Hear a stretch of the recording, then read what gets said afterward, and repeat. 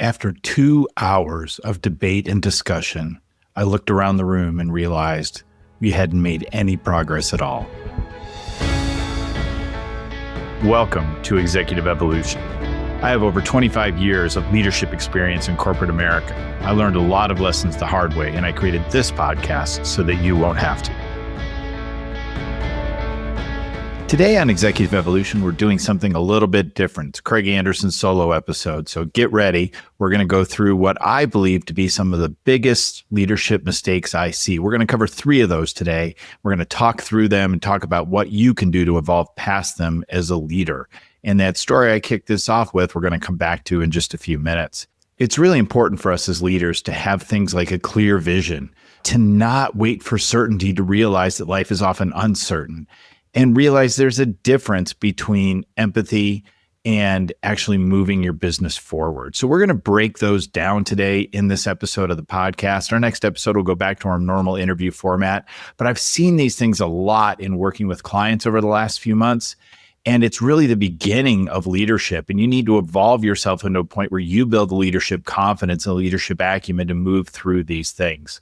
The big message up for all of you here today is that leadership mistakes are learning opportunities. I'm not expecting any of you to never make a mistake. We don't evolve from perfection. We evolve from experience. So it's okay for us to make mistakes. We don't evolve from perfection. We evolve from our mistakes. But what's important is we have the self-awareness to see those mistakes. So today I'm going to walk through these 3 common leadership mistakes I see and how you can work to move past them.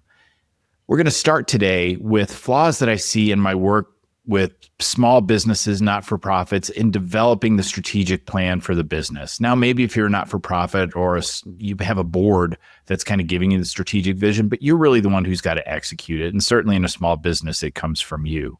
But I see a lot now that people don't want to take a stand as the leader and say, this is the business that we're building. This is the vision we're going after. Instead, they want to get buy-in. They want to get acceptance. They want to get kind of this consensus building exercise where everybody sits around a table. And that gets to the story I kicked off this episode with.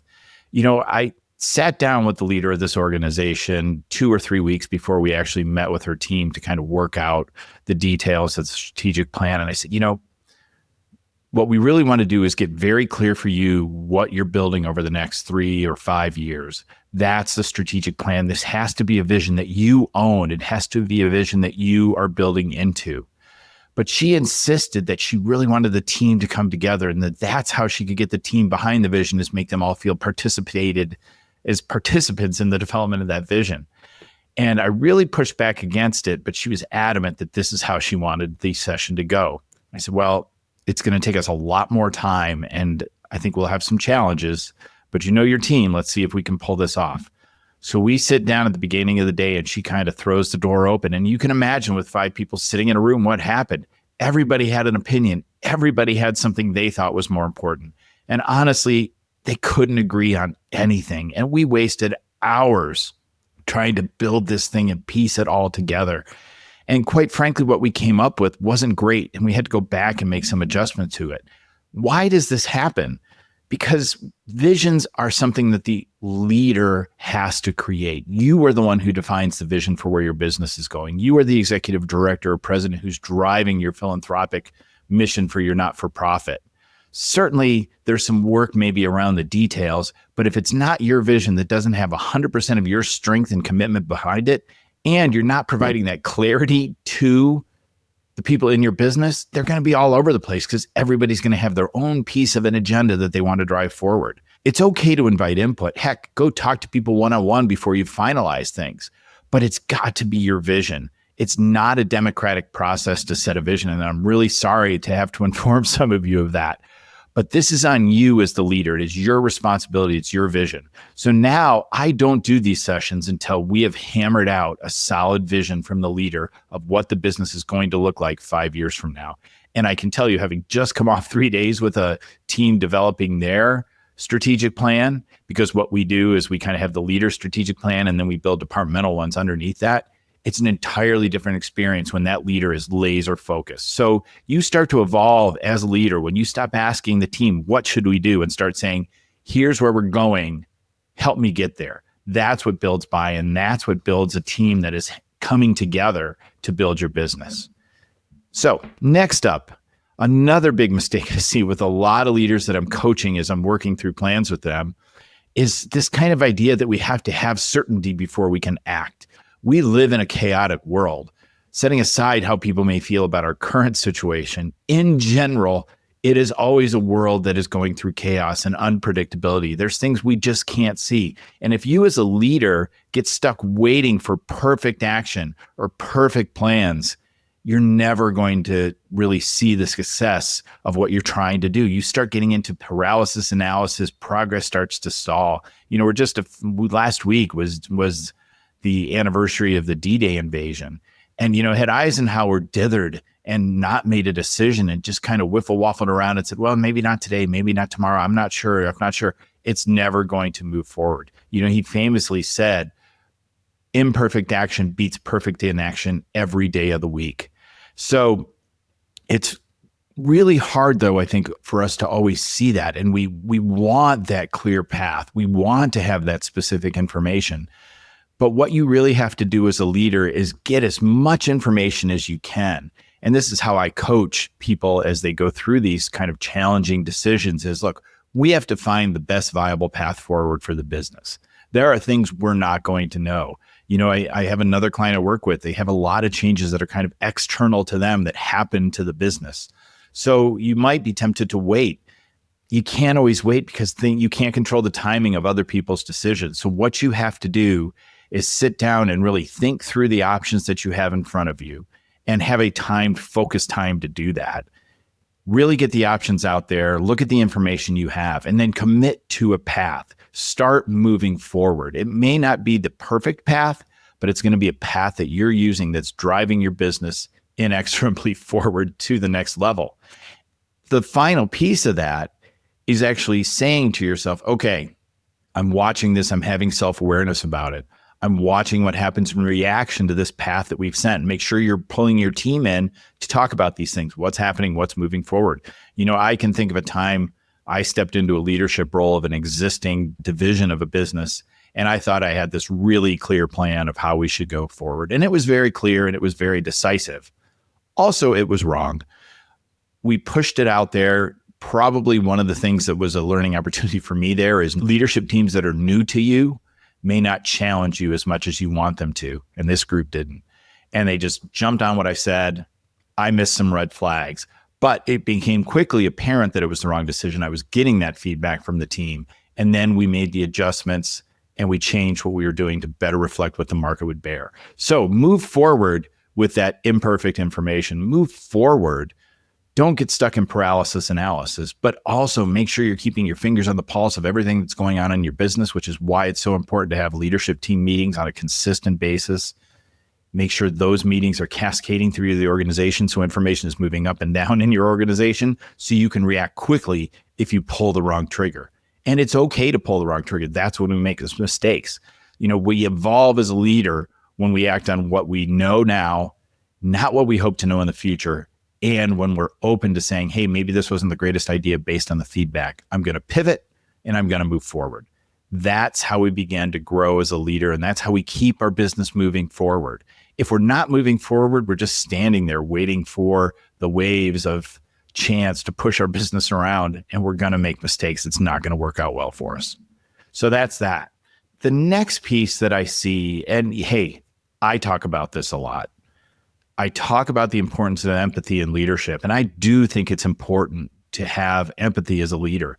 A lot of people are going through a lot of things in our organization. I've even talked about before, I posted this out on LinkedIn recently, when you're doing layoffs, you don't have to be a jerk about it. You can do layoffs with empathy, but you have to do the layoff because you have to go with what's dictating what's going on in your business.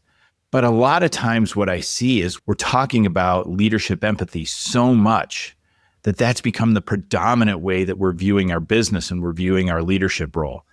And we start to think, well, empathy is the only thing that matters. So we start to make excuses to say, well, they're going through a tough time. I'm not going to talk to them about this right now. Oh, some of these things happen. I can't make this change right now. Even when it's the right business decision for your business, we have to make the right business decisions. If we have an underperforming employee, certainly have that empathic conversation. Certainly sit down with them, talk about the facts, ask them what's going on so we understand what their situation is.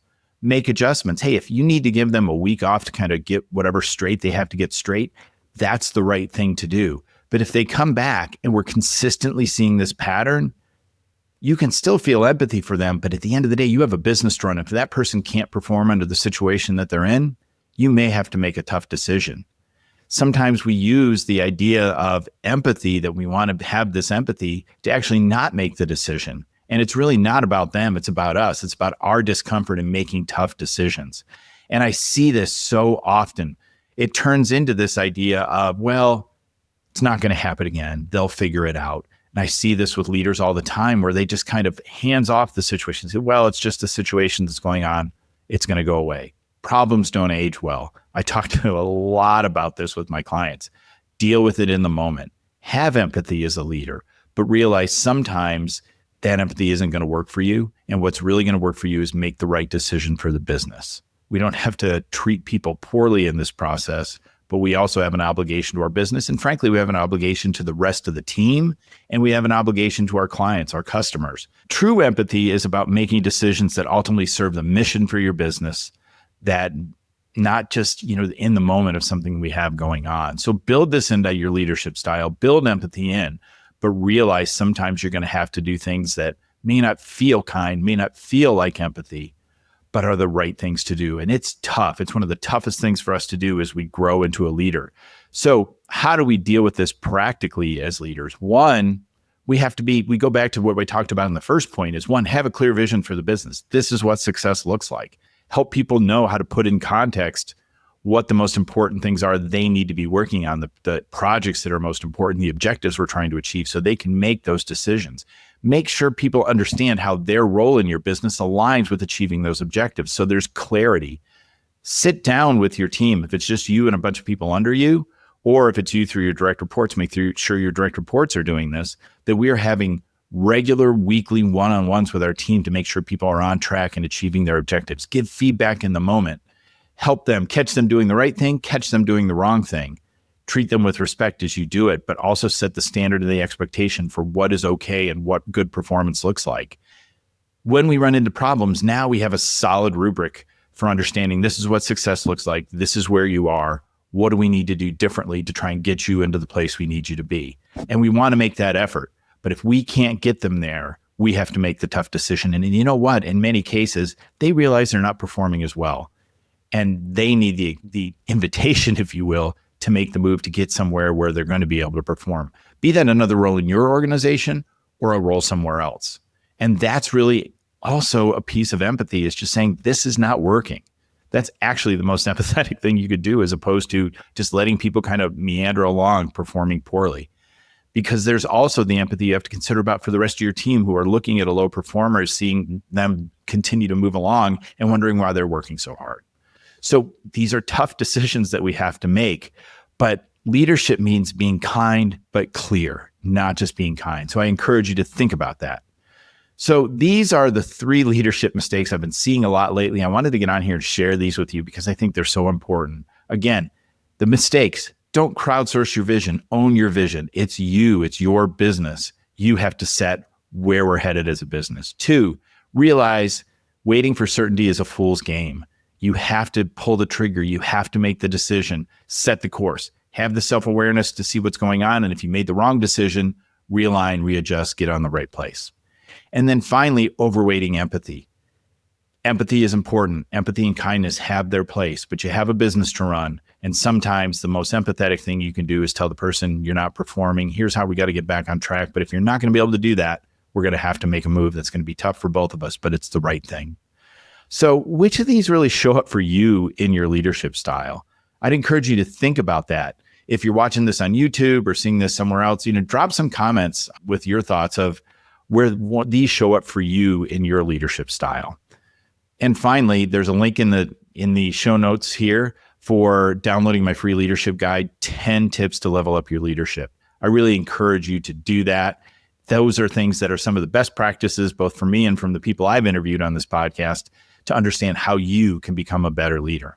And if you're really feeling stuck, shoot me an email. Let's jump on a call and let's talk about what you might be able to do to move forward. Remember, you can go from being an accidental leader to being the greatest leader of all time. It's about building your confidence, competence, and calm and avoiding the kind of mistakes we talked about in this video today. Thanks for listening, and we'll see you next time on Executive Evolution.